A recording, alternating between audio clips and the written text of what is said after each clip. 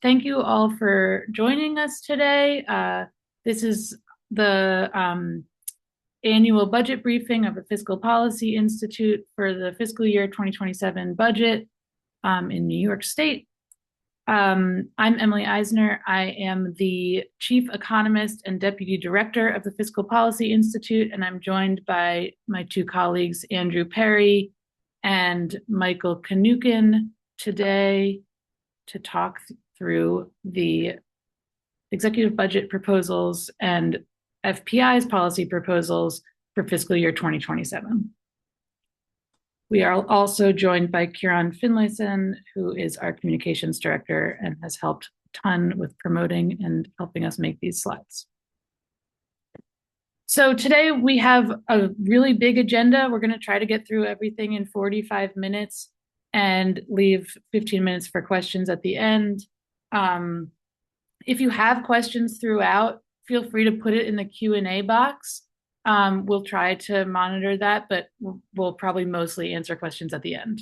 But we're going to go over the economy, the fiscal outlook in the state, some specific New York City challenges, which are making headlines right now, the childcare expansion plan, a quick overview of public schools and higher ed, a fairly long discussion of healthcare, because that's really central to the state budget this year and most years, but especially in the wake of major federal cuts. We'll talk a bit about tax and revenue policy and then other sort of affordability agenda items. The main thrust of our presentation today is that 2025 has been a major year of unprecedented economic and policy uncertainty, and federal funding changes and cuts are having major impacts on New York State. In particular, I want to draw your attention to the state's current plan, which will result in 470,000 New Yorkers losing their health coverage this July. We think this is a major issue that the state should be paying attention to more than it is. Like, this is the current best case scenario for dealing with federal cuts will still result in 470,000 New Yorkers losing health insurance in July. The federal cuts will be as high as $12 billion in out years, and even in this best case scenario will be as high as $7 billion in sort of reduced state funding. Despite the federal cuts, state revenues, the revenue generated by state taxes, is strong and is going to be allocated this year towards a historic expansion in childcare. Nonetheless, the revenues are strong because we have a group of high earners who are doing well, but the rest of the state economy is defined by inequality and a climbing cost of living, which are major issues. Finally, federal immigration policy is resulting in population stagnation, which is also impacting the economy. So now let's go into this stuff more in detail. Okay. So as I just mentioned, many people know that New York saw a big population decline in 2020 and 2021. Then New York started seeing population growth between 2022 and 2024. And in 2025, the population stagnated again. And that's really driven by a slowdown in immigration to the state. And that's because of the harsh and violent immigration policy coming out of the federal government. This is a major issue for the New York State economy and for the entire US economy. As many of us know, New York is the most unequal state in the country. This is a measure of inequality in the state. And we can see that New York outranks all other states. And when we look at the change in inequality measures over time, of the 5 most unequal states in the country, New York is growing the fastest in how unequal it is. And that's largely because we have a huge number of high earners and they make an exorbitant amount of money. Finally, in this brief overview of the state economy, we saw poverty rates increase in New York after the pandemic or during the pandemic, and they have stayed elevated since the COVID-19 pandemic and not really come down in a way that we would like to see. And with that, I'm going to turn it to my colleague, Andrew, who can take us through New York State's fiscal situation. Great. Thank you, Emily. So I'm going to do a quick overview of the fiscal situation here in New York State. So the executive budget presents a plan for spending about $260 billion in the upcoming fiscal year 2027. If that seems like a lot, it actually represents a pretty minimal 0.7% growth from the current fiscal year 2026. That's far lower than the rate of inflation. And so when you see sub-inflationary budget growth, it usually is reflective of being in a recession and having to deal with some pretty significant public services cuts. That's really the only time when you see that kind of low growth. Is that accurate? Is this a recessionary budget? We're going to see that this funding freeze really comes down to federal cuts that are concentrated in the healthcare sector, and that even there, policy choices that are made in this budget are really going to determine sort of the outcomes and how severe this fallout is. So, the funding freeze heading into fiscal year 2027, it wasn't always going to be this way. At the start of the current fiscal year, before those federal cuts were enacted,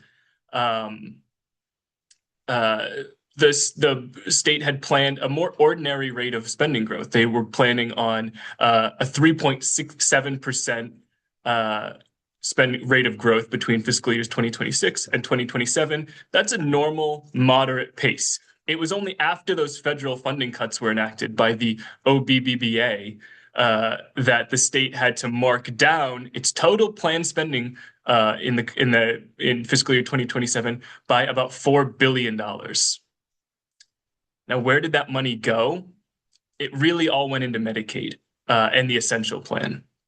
So overall, the amount of federal funding that we expect to receive in fiscal year 2027 was revised down after the OBBBA by about $8 billion. And that's the same portion that basically is all accounted for by Medicaid and the Essential Plan. Beyond those federal cuts, the state funds budget is actually growing, and we're going to have about $4 billion in spending higher than the level that was initially planned. So that partly offsets those federal cuts. That's where we get our total sort of downward revision to anticipated spending of $4 billion. So on the one hand, we have a pretty healthy, moderate rate of growth in the state funds budget. That refers to the state raising its own tax revenue and spending its own tax revenue. And on the other hand, we have sort of this federal disaster. And at this point, it's important to note that the executive budget really represents a worst case scenario for Medicaid and the Essential Plan. The executive budget really plans for the virtual elimination of the Essential Plan, which would be pretty catastrophic for the state. However, that's not the most likely scenario. It's more likely that we'll be able to preserve, in part, the Essential Plan, although nearly 500,000 New Yorkers would still lose healthcare coverage under that better case scenario. And that's a dynamic that you're going to hear more about from my colleague, Michael, in a few minutes. So let's just turn to the state funds budget. The state funds budget spending growth, as I mentioned, really looks pretty normal and moderate when you set aside the federal funding questions. The state's budget is set to grow basically in lockstep with the rate with its economy. Now, we measure the budget in the context of the broader state economy because that really gauges how prominent a role public service provision plays in the economic and social life of New York State. Now, under former Governor Andrew Cuomo, there was a consistent retrenchment of public services. You expect to see, and the state budget shrank in relation to the economy. You expect that to be consistent with sort of declining quality or presence of public services. And under Governor Hochul, we've really seen it about constant, right? So public services have been keeping pace. I'll just note here that about 2/3 of the state funds budget is spent on healthcare and education, and that's the same share represents spending growth in fiscal year 2027, which is to say that spending growth into the next year is basically in proportion to how the state currently spends its money, primarily on Medicaid and school aid. So state revenue was revised up substantially over the last year by the executive budget. what's going on there. In the near term, that really all comes down to upwards revisions to tax revenue. At the beginning of this fiscal year, the fiscal year 2026 enacted budget included really gloomy and pessimistic revenue projections that are flat in nominal terms, meaning not inflation adjusted. And that's really the kind of revenue that you would expect in a major recession. The executive budget revises those projections up. As we're going to see that those are still pessimistic, but they're a little bit more realistic. And that's driving revenue growth or upward revisions to revenue in the near term and the out years. And then in the out years, I'll also note that the executive budget does include some revenue action that's going to increase out year anticipated revenue. And we're going to discuss that in the tax and budget section in a few minutes. So in fiscal years 2026 and 27, those upward revisions to state revenue add a collective $17 billion. How are we going to use that money? First, the state is going to close the $7.5 billion gap that it had projected for fiscal year 2027. Second, we're investing about $3 billion in new spending, and 2/3 of that new spending is going to come down to childcare, which I'll get to in a minute. And finally, $6 billion of that is added fiscal reserve. So this is going to add to the state's fiscal buffer, $2 billion of which is going to be used to prepay debt. That alleviates sort of some of our debt service needs in the future. And $4 billion of that is going to go towards the state's fiscal reserves. That $4 billion infusion to the fiscal reserves is going to keep the fiscal reserves at their $30 billion level, which is a historically record level. This really well positions the state to be able to weather sort of unanticipated fiscal needs. I'll just note here that we include sort of all of the general fund resources that are not committed to a specific use in our estimate, and that's what's captured in this bar for other fiscal resources. This is in contrast to the state, which claims that it spent down a good portion of its reserves to pay off its unemployment insurance trust fund debt in fiscal year 2026. It was a little bit of a sleight of hand on the state's part because while they repaid that out of their formal reserves, they dialed up an informal reserve by the same measure, so we're simply accounting for that. And then finally, we'll look at the state's projected out-year budget gaps. As I mentioned, even despite the upward revisions to state funds revenue, the out-year revenue projections are still fairly pessimistic, projecting no real or inflation-adjusted spending or revenue growth through fiscal year 2029. And that's what produces the out-year gaps that are included in the executive budget. We think a more likely scenario is that there's something like average growth, even subdued revenue growth, which is revenue growth at half of its historical pace, would be sufficient to balance those gaps and close those gaps entirely. Now I'm going to quickly talk about New York City's fiscal challenges. So the city mayor obviously has claimed that the budget has been mismanaged by the prior administration. Is this true? We find strong support for the claim that it is true. Here I'm charting under budgeting, and under budgeting is a practice of not including spending that you're legally obligated to make in your future spending plans, right? So the state or the city has to spend money and they simply didn't include it in their out-year forecasts. And then when those bills come due, the city does spend it. And so actual spending is exceeding its prior year planned spending. Historically, that under budgeting ran about 3%, and we saw this really take off under the Adams administration. So the Adams administration began this really consistent practice of this really dramatic under budgeting, sort of hiding spending that they were going to have to make by not including it. And that's the central challenge that the mayor is wrestling with. So why isn't city revenue sufficient to cover that spending? Well, as I mentioned, New York State revenue has been keeping pace with the size of the state economy. A large part of that is because the state can control its own taxes. So they can update their tax system so that the tax system keeps pace. New York City does not control its own tax system. And when you don't control your own tax system, it's actually pretty likely that it will begin to erode with respect to the economy over time. And that's exactly what we've been seeing in New York City. So New York City's economy has been doing well. Its tax system has not really been keeping pace. And that's led the city to its current sort of fiscal straits. It's not for lack of economic growth in the city. The city is the driver of the state's economic growth. It has been over the last 2 decades. So what should we do for the city? First, we could allow the city to update its tax system. We're going to talk about that in the tax and revenue section in a few minutes. And third, there are several areas where the state has shifted costs down onto the city or deprived the city of funding that could be corrected for. First, aid and incentives to municipalities was eliminated for the city, but no other locality in New York State in 2010. If they restored that and adjusted it for inflation, that would be about $550 million.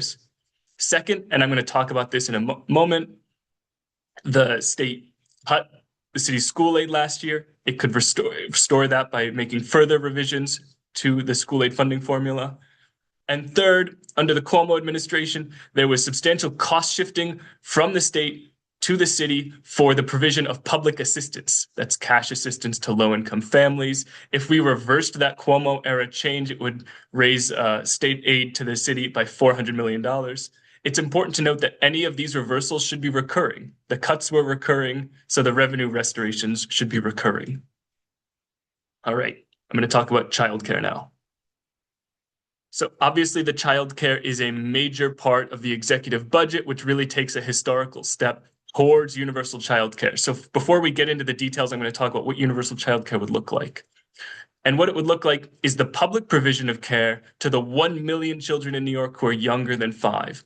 Now, New York State already cares for about 1/4 of these kids through 3 programs, which are paid family leave, means-tested vouchers called CCAP, or the Child Care Assistance Program, and universal pre-K.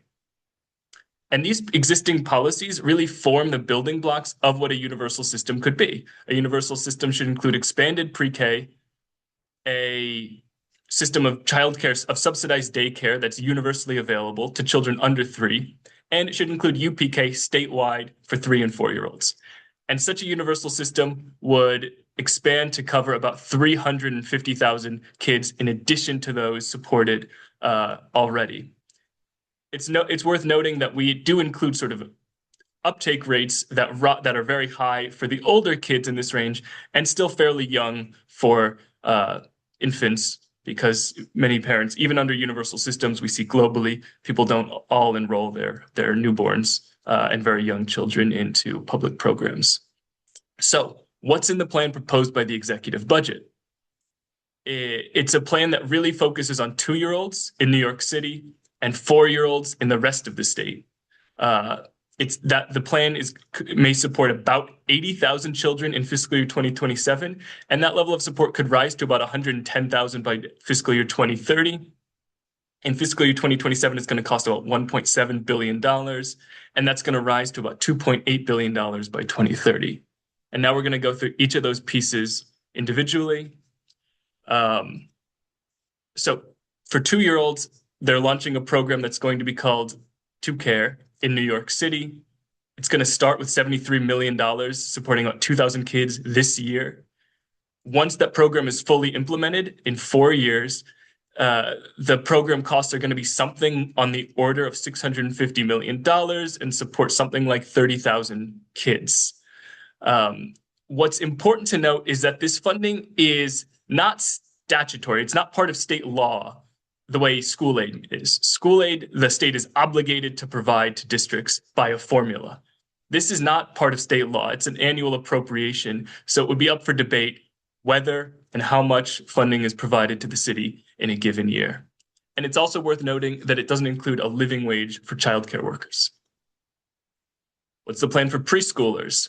The executive budget proposes $560 million to update the universal pre-kindergarten grants. Right now, the minimum UPK grant for a district is $5,400. That's way too low to support UPK for a 4-year-old anywhere in the state. The executive budget proposes raising that minimum to $10,000 or a district school aid amount, whichever is greater. It's a pretty significant increase that's going to deliver broad-based increases to districts across the state and really allow districts to either start programs or if they have programs that are underfunded and have to ration seats to have actual universal childcare. It's going to support about 40,000 kids, which outside of New York City is a 65% increase. So this is really a transformative thing for UPK systems outside of the city. Importantly, this funding is statutory. This is actually a change in the state education law, meaning the state will be obligated to provide this funding every year, which is the way to go if you want to really have a firm fiscal foundation for a given program. What about everybody else? Everybody else might be able to get some of the added $1.2 billion in CCAP funding. Those are those means-tested childcare vouchers. Importantly, those vouchers can support kids for up to the age 13 for aftercare, so only about half of them will go to children who are under the age of 5. Our estimates are that that may total about 40,000 kids a year. Some of those 40,000 kids are going to be people who are currently on wait lists. There's right now 16,000 kids, most of whom are in New York City, who are on wait lists, and support future growth, which is especially concentrated in the city. This is also an annual appropriation. There's no statutory obligation to provide this funding any given year. So, as we've seen, it's a historic step. It's a huge step towards universal childcare. It's not full universal childcare. The steps described by the executive budget would support about 100,000 kids. We'll still need another 250,000 to have it be truly universal. That's going to include expanded paid family leave, support for daycare for kids under 2 across the state, and for kids who are 2 and 3 in the rest of the state outside of New York City. It also really should include living wages for childcare workers. How much is all that going to cost? Our estimates is that added cost on top of what's proposed in the executive budget is about $6 billion. All right. Finally, I'm going to talk about public schools and public higher education. This section is going to be quick because this is really a status quo budget. The increases we see here are statutory. They're just what the state is required to provide by state law. They're primarily in pace with inflation. So they're just giving inflation updates that are owed by state law. Now, some of the top line numbers in the executive budget look like larger increases. That's because UPK is counted as education funding, but I've discussed that in the last section, so it's not reflected in this table. Now, one thing I will note with foundation aid is that while this year is a status quo budget, last year there were substantial revisions to the foundation aid formula. That's the main way that the school funds public schools across the state. These substantial revisions didn't raise the overall amount of foundation aid that are dispersed, but it cut the school aid to New York City by $320 million and redistributed it everywhere else. This year does not propose any changes, so it doesn't sort of correct that cut to New York City. There are 2 pretty good options for correcting those cuts. One would be to update the regional cost index, and one would be to allocate additional funding to districts that have populations of homeless students. Those changes would bring in about $540 and $320 million per year, respectively, to New York City. Finally, public education, or public higher education, as I mentioned, status quo, these are statutory funding obligations. The one thing I would note is that the executive budget does include ramped up funding for community college scholarships that provide free tuition to adults who are returning for degrees in high demand fields. That program was launched last year, and the executive budget commits an additional $20 million to keep that ramping up. And with that, I'm going to turn over to Michael Kinnucan to talk about healthcare. Thank you so much, Andrew. And thank you all for being here. I'm going to talk as quickly as possible about a whole bunch of healthcare issues. Obviously, healthcare is a big issue in this budget, and it's a big issue because it always is, and also because of the unique hostility of the Trump administration to New York's healthcare system.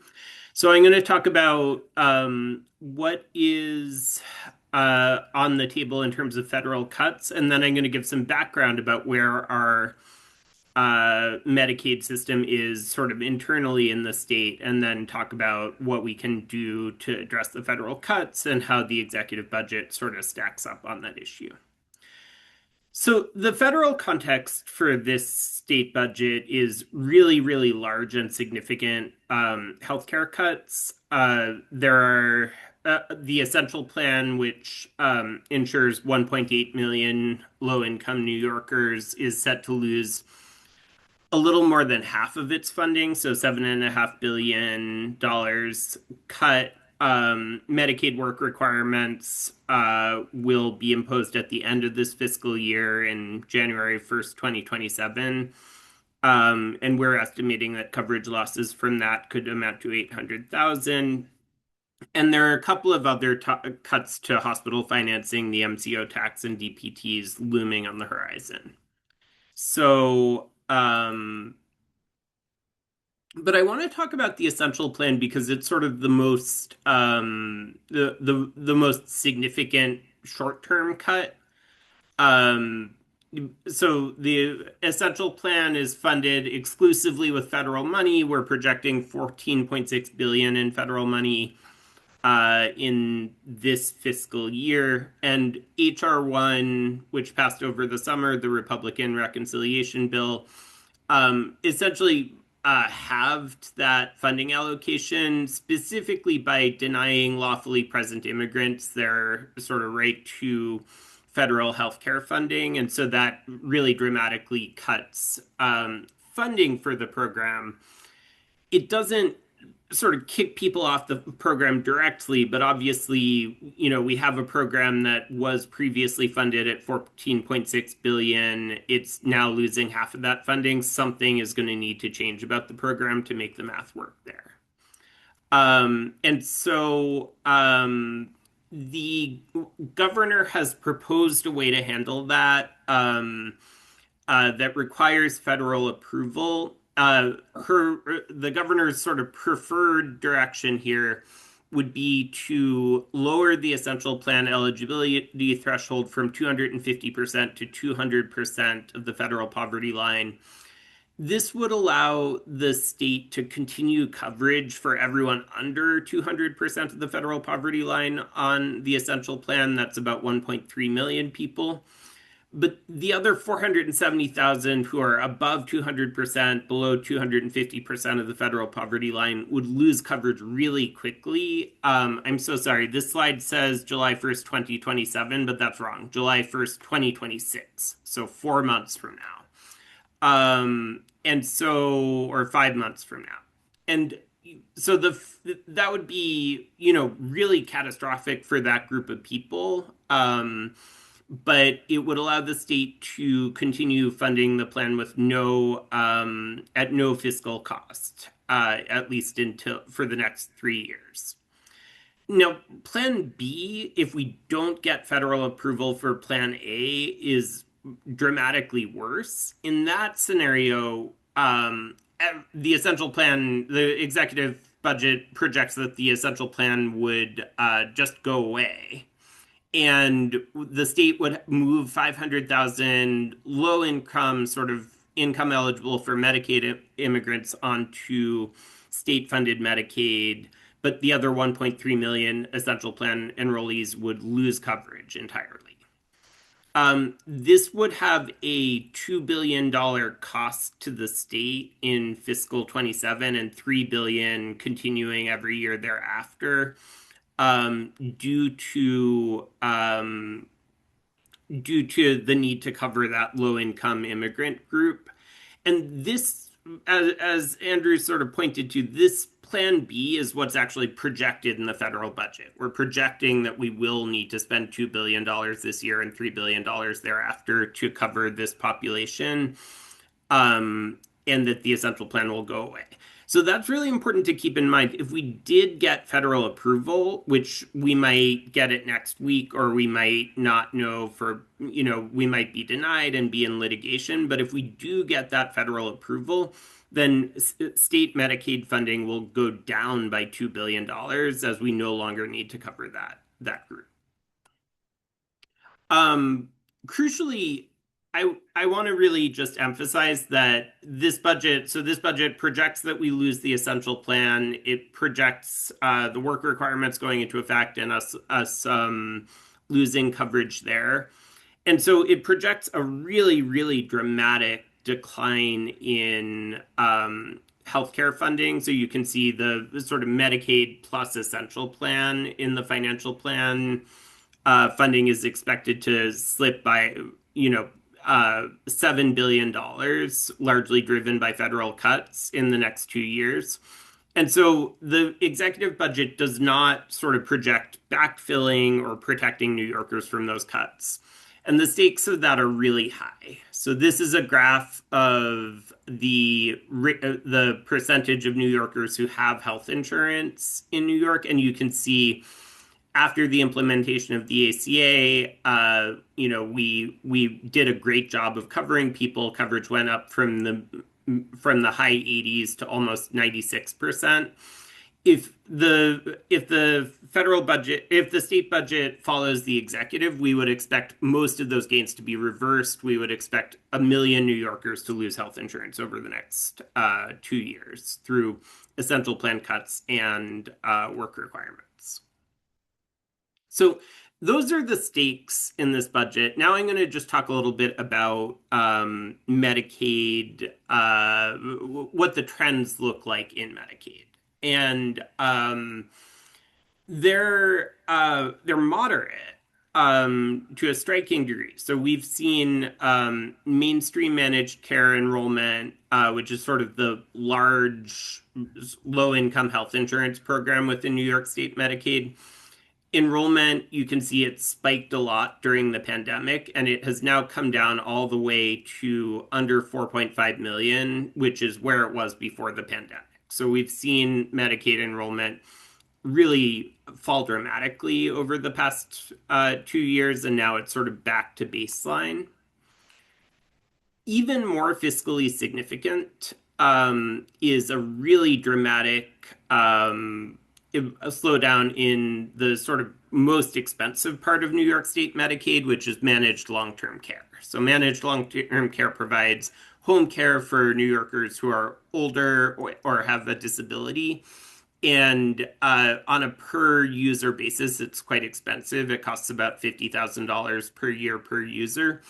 And enrollment in MLTC was growing really quickly at a rate of about 12% a year for the past 3 years. This caused a lot of anxiety in the executive, but due primarily to changes in one of New York's home care programs, the CDPAP program, that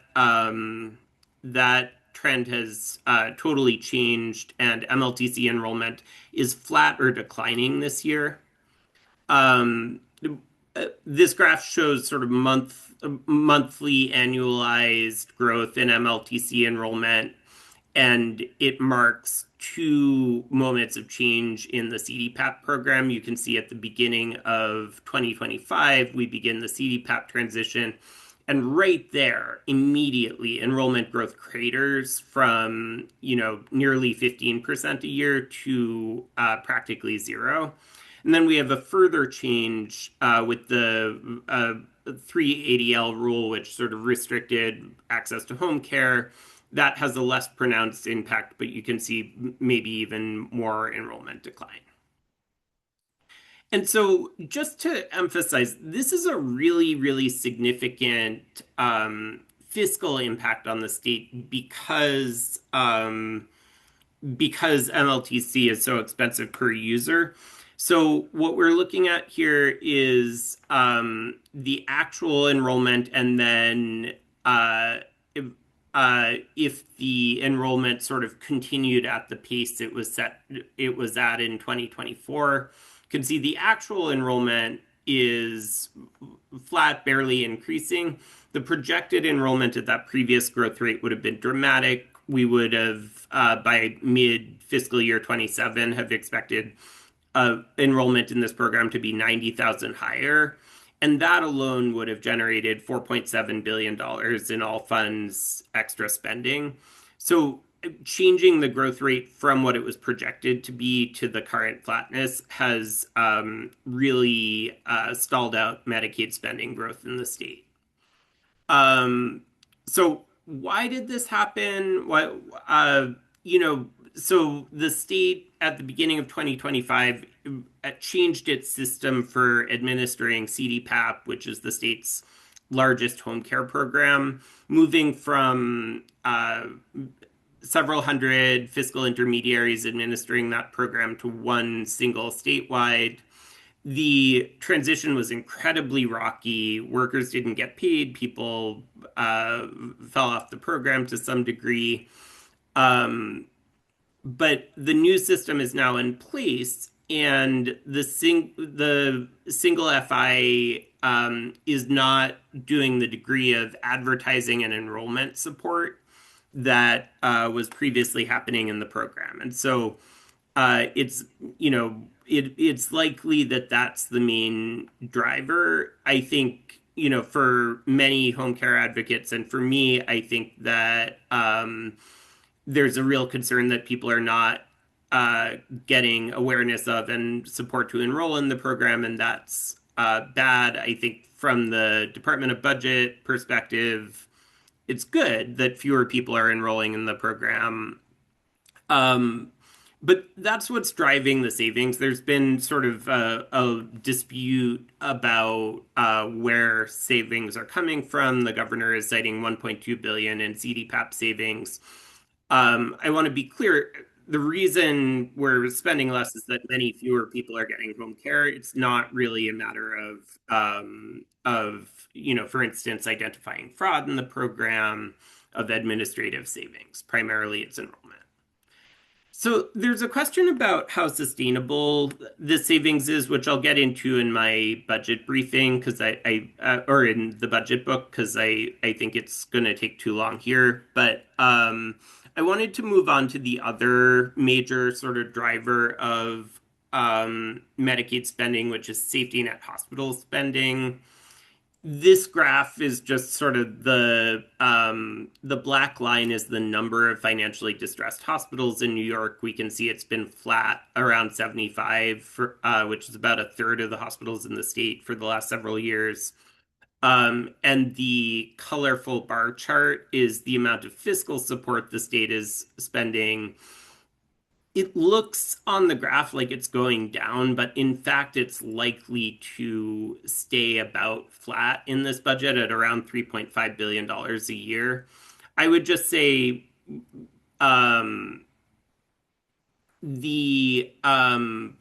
we shouldn't expect that to change very much because the state funds hospitals in a very unequal way, where public payers pay very, very low rates and private payers pay very, very high rates. The result is that hospitals that rely on public payers are in a sort of structural state of fiscal distress. And the way we've been addressing that in the state budget is with a $3.5 billion a year.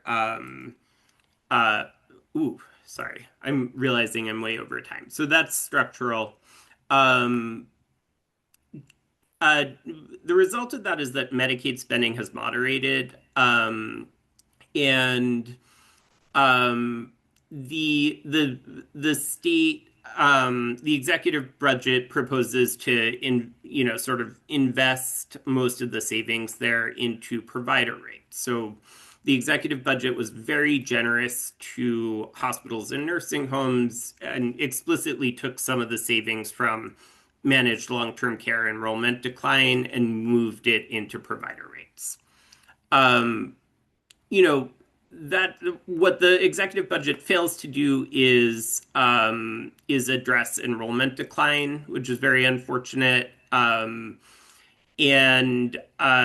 FPI analysis has shown that we can prevent major enrollment decline over the next 2 years. I mentioned at the top of this section that we're expecting 1 million people to lose health insurance. We could ensure that no one loses health insurance by investing $1.1 billion in covering the Essential Plan 200 to 250 population, and in mitigating harms from Medicaid work requirements. And there is significant fiscal space to do just that because the state has seen an unexpected extension of its MCO tax, which offers the state $1.3 billion that are unaccounted for in the executive budget. And if the state receives federal approval for its changes to the Essential Plan, that will free up another $2 billion and $3 billion recurring in the state Medicaid budget. And the state also has ample fiscal capacity to raise revenue if it needs to. And so in watching the debate play out, we should be really attentive to whether the legislature intervenes to do what the executive budget does not do, which is spend some of the money the state has to really maintain coverage. And with that, I'll pass it to you, Emily. Awesome. Thanks so much, Michael. Let's see if I can share my slides again.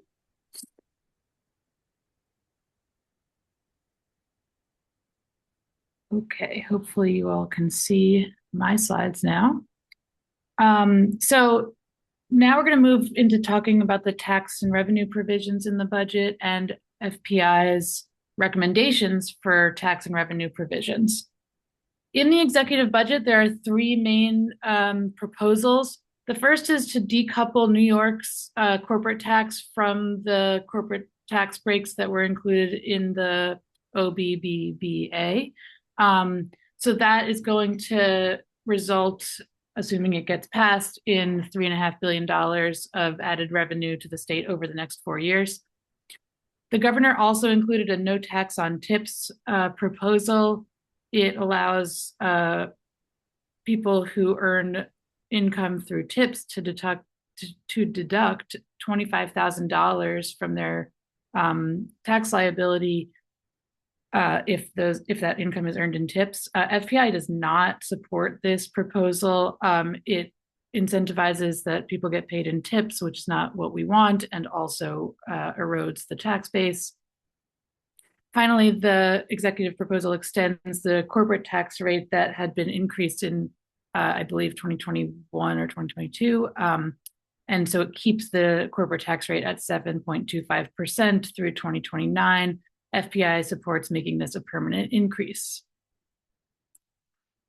In addition to supporting the sort of permanent state of the corporate tax rate, FPI would support new state revenue for two reasons in particular this year. One is that there's a large need for more revenue to mitigate the cuts that have come through the federal government through the OBBBA.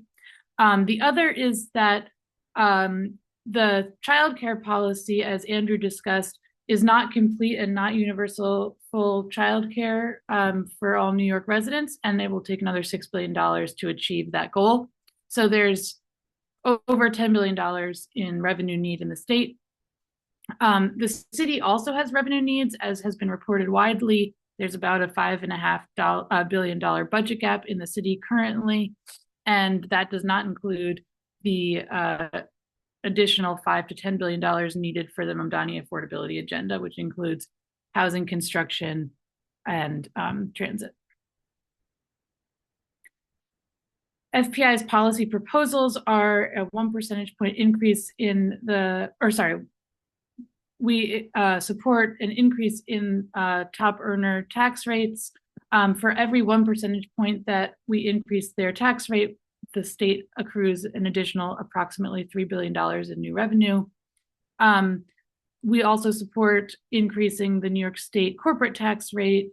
If we matched New Jersey's tax rate of 11.5%, that would earn New York about $5 billion per year.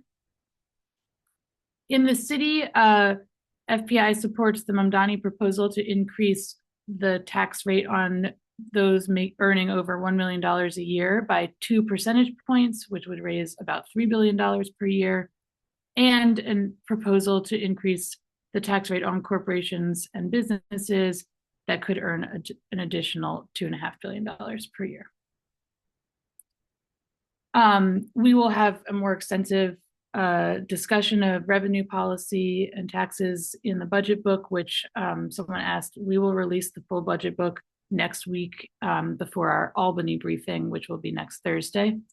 Our last section before questions is to discuss the idea of affordability policy and specifically SNAP cuts that are coming from the federal government. But sort of generally, affordability is on everyone's mind. It has become the key word in policy debates. And so I wanted to sort of discuss what affordability policy includes. One way of breaking down the levers and the tools that the government can use in terms of how they affect affordability is to break them into three categories. One is the supply, is policy to increase the supply of goods, services, energy, and infrastructure. So any like housing construction, building new renewable energy production, that would be sort of supply side policy. Another area is price regulation. We see that in rent stabilization policy, and also, as my colleague Michael has been writing about, possible increases in the usage of hospital price regulation, which could help healthcare costs be better contained. Finally, there's also public subsidy. So housing vouchers would be considered public subsidy, and what I'm about to talk about, SNAP, is also a public subsidy. And these three components all get used in many policies, but those are sort of the three tools of achieving affordability, and they have various costs and benefits. So in this executive budget, the governor has included housing supply reforms. Specifically, there's a big proposal to reform the state environmental review process. There's car insurance costs proposals, home insurance costs to bring down those insurance costs for New York residents. There's some proposals around supporting the rent stabilization proposals in New York City. And then finally, there's a bit of acknowledgement of the food insecurity crisis in the state. In this presentation, I'm only going to talk about food insecurity, but I do want to raise your awareness that we will have in the full budget briefing discussions of housing supply reforms and insurance costs, and you should look out for us to host another briefing about those issues. But food insecurity, so the One Big Beautiful Bill Act cut SNAP. Most people know that, and it did it through 4 avenues: enhanced work requirements, cost shifting of administrative costs, cost shifting of benefit costs, and then restricted eligibility for legally present immigrants. So the work requirements, I'm going to skip over some of the numbers for the sake of time, but the work requirements are one of the biggest issues. We do project that something like 350,000 New Yorkers are at risk of losing their SNAP benefits due to these work requirements, and it will have a big economic impact on the state, something like $380 million in benefits lost, and that's, money that gets spent in the state. The cost shifting, both the administrative costs and the benefit costs, are things that the state needs to be aware of and needs to be budgeting for. Administrative costs in particular are already underfunded in the state, and we are likely to see an annual additional cost of $240 million per year that used to be paid for by the federal government and is now the state and localities' job to fund. As mentioned, there are about 40,000 legally present immigrants in New York who are set to lose SNAP benefits immediately. This is about $100 million in direct nutritional assistance that will not be coming into the state.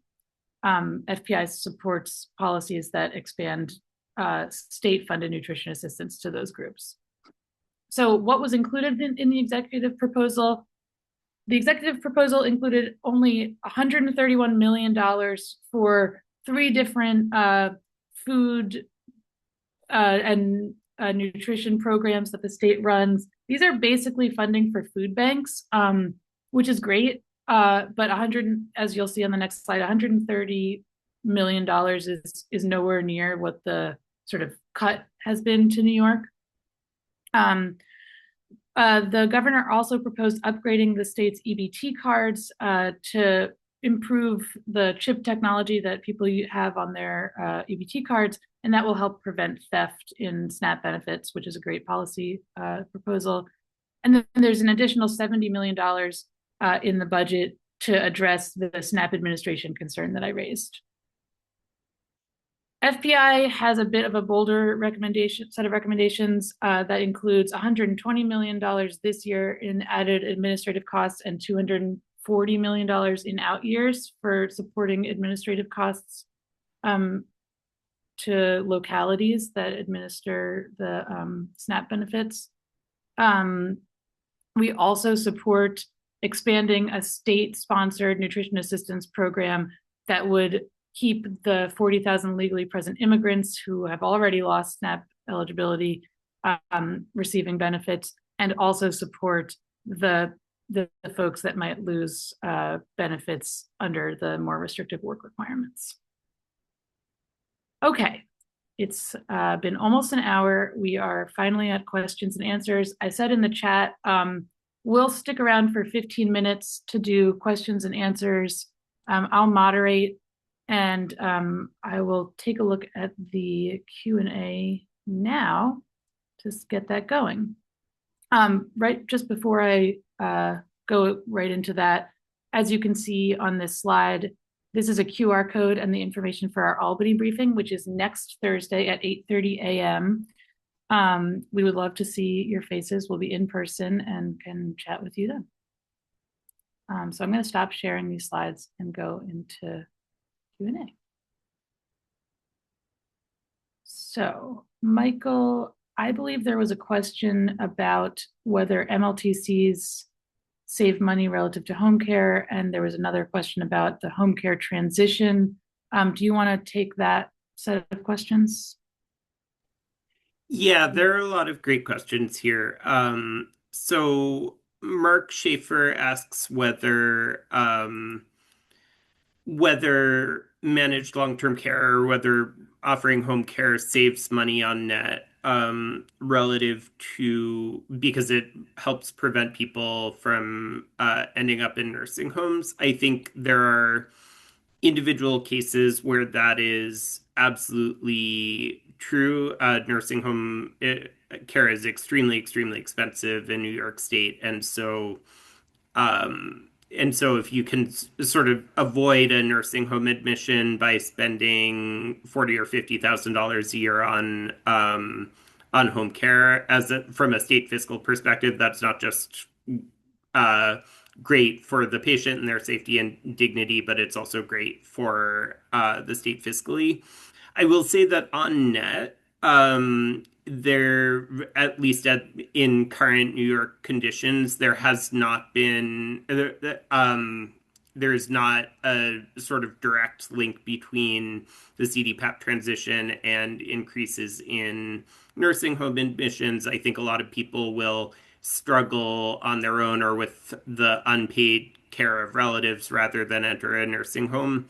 My view has been, we should do home care because it's the right thing to do for the dignity and safety of elderly and disabled New Yorkers, whether it saves money or not, of course. And I think there are a few different questions happening around. So Bobby Sackman asks about sort of the shift in funding from home care to nursing homes and hospitals. The governor is explicitly saying we're saving money in home care, and that's allowing us to invest in higher provider rates for nursing homes and hospitals. It's really, really concerning. I think what I didn't get to in my discussion is there is a real question about whether there will be a long-term savings in managed long-term care from the CDPAP transition, because the foundations of that system that drove growth and that drive high administrative costs are private administration by for-profit entities, including managed long-term care plans, i.e. insurance companies, and for-profit home care agencies. I think, in the long term, if we want to maintain a strong home care program while containing costs, we need to look at mechanisms like the Home Care Savings and Reinvestment Act that actually take sort of wasteful for-profit intermediaries out of the system entirely and fund care more directly as efficiently as possible. Okay, thanks, Michael. That was a lot of good information. I'm wondering, Andrew, I see that someone has asked about high earner tax migration. Would you be willing to take that one? Yeah, great question. This is something that FPI has done a lot of research on. Perhaps we can put a link in the chat. But yeah, I mean, our research has shown that high earner tax migration really is a myth. This actually confirms sort of broader sort of economic studies of whether extremely high earners move in response to taxes. The answer is really no. To do this, we looked at the number of millionaires in New York State, sort of before and after major tax changes, and found no statistically sort of visible difference in their migration, and by the fact that the top earners actually move out of the state. They have the net migration that's vastly lower than any other income group. High earners are rooted here by their sort of economic, business, social ties, and so they're not likely to leave in response to tax changes that are, on the order of a few thousand or like $10 or $20,000. That's not enough to have them relocate their whole lives.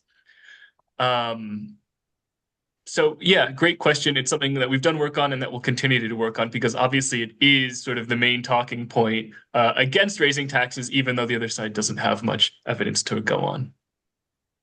Could you talk a little bit also about corporate taxes and Yes, thanks for raising corporate taxes. It's a common misconception that corporations, maybe they pay taxes on where their headquarters are based or where they have a lot of workers. That's not how corporate tax liability is calculated. It's calculated on where they do business, where they make their sales. Amazon pays corporate taxes to states based on where it's selling goods, not where it has workers. This is called single sales apportionment. So it wouldn't make much sense for Amazon or any other large corporation large corporations are really responsible for the vast majority of corporate tax revenue in New York State. It wouldn't make a lot of sense for them to choose where they're employing workers if that's totally unrelated to their corporate tax liability.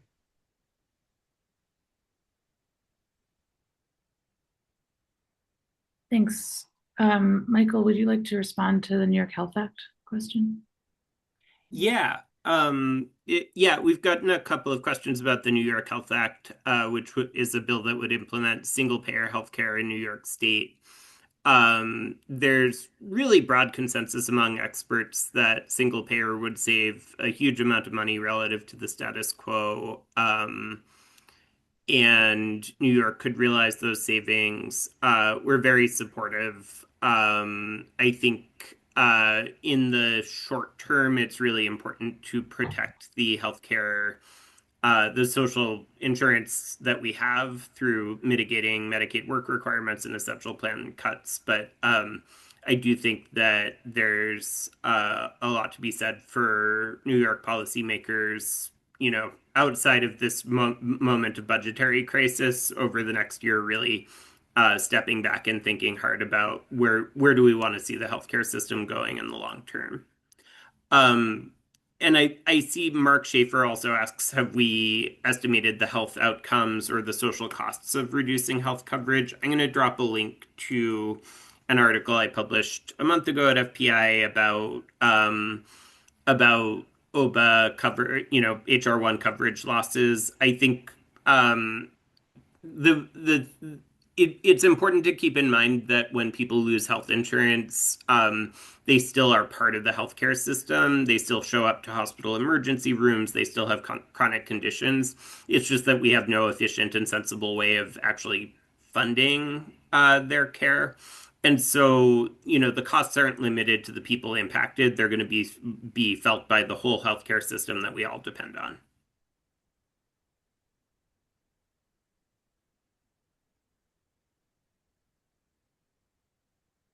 Okay, I see a question about FPI's perspective on New York for All. As I discussed in early on in this presentation, New York has seen population stagnation. It's a bit funny sometimes to talk about the economic and fiscal consequences of the current immigration policy without acknowledging the sort of human costs that we're observing. So I want to just acknowledge that. Um, in addition to those human costs, New York's economy and revenue relies on robust immigration into the state. And so the fact that we're seeing reduced immigration to New York is hurting our population growth, which is hurting our economy and our fiscal situation. I will put a link. We wrote about a year ago, we wrote a brief on the economic and fiscal consequences of mass deportation, which kind of cover our views of the importance of protecting immigrants and immigration into the state.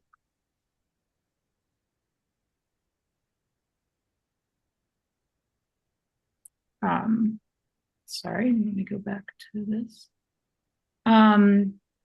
Andrew, are you able to answer this question on CUNY and SUNY? I am. Tuition-free programs have been a priority for the governor. That's true. Why are they a priority for the governor? I mean, I think public higher education is one of those things like childcare where, it's like it's consistent and large body of economic research shows the benefits. In particular, CUNY is, we have pretty high quality economic research that shows that it's this engine of social mobility. And so when the governor makes proposals in that vein, I think that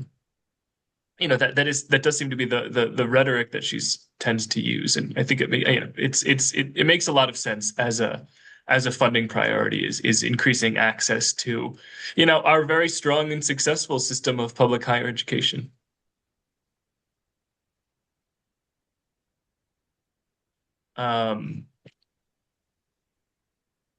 Okay, I see one.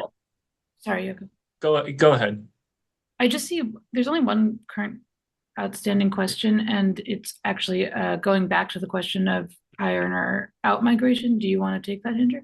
Yeah, I was going to say I'm happy to respond to this because it's a good question. Somebody raises in our Q&A. Aren't high earners threatening to leave California? And it's a fair concern because you see a lot of stories about this. Couple of things I would say. First, we'll see, I mean, you get a lot of anecdotes and the anecdotes are fun to write about, but we'll see if they add up into, any kind of movement that you could actually like detect statistically. All right. I remember in early COVID, there were lots of anecdotes about everybody leaving for Florida. A lot of them were people in their 80s, New Yorkers in their 80s moving to Florida. Nothing really new there. So you have to wait for the data to see if it's a real thing or if it's just what the New York Post likes to write about. California, though, it does seem like that, it is something where you have high profile anecdotes. It's not totally small people. It is the case that proposal is not something we would propose doing in New York State. It's a one-time, quite high rate wealth tax. FPI's proposals tend to be sort of recurring, progressive personal income tax. We'll use the implements that we have. We can make them more progressive. We can raise substantial revenue with them. Inventing sort of an exotic, far-reaching new type of tax that you're only applying one time, but the rate is quite high, is probably not good tax policy. For what it's worth, it's possible that if you did see outmigration there, it wouldn't really speak to, better designed progressive revenue action.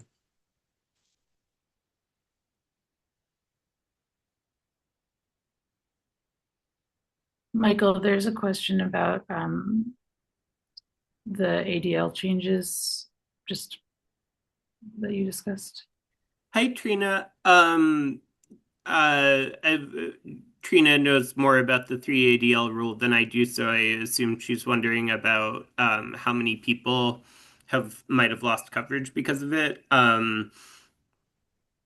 I have not seen any data on how many people have been sort of blocked from home care because of that change. The only thing that I can do is track overall MLTC enrollment, which are the graphs in my presentation about how sharply that declined over time. But unfortunately, on this as on a zillion other issues, the state Medicaid program is incredibly opaque, and it's often really hard to get a handle on what's going on in there. Great. There are no other questions, so I'm going to decide that it's time to wrap up. Thank you all for coming and for staying a little bit over the hour, so that we could give some time for question and answer. As already mentioned, we have an in-person briefing in Albany next week on Thursday at 8:30 in the morning. We've sent emails with the details, and it's also on our website and on social media. We will make these slides and this video recording available as soon as we can. And again, thanks so much. Send us emails with any questions and feedback.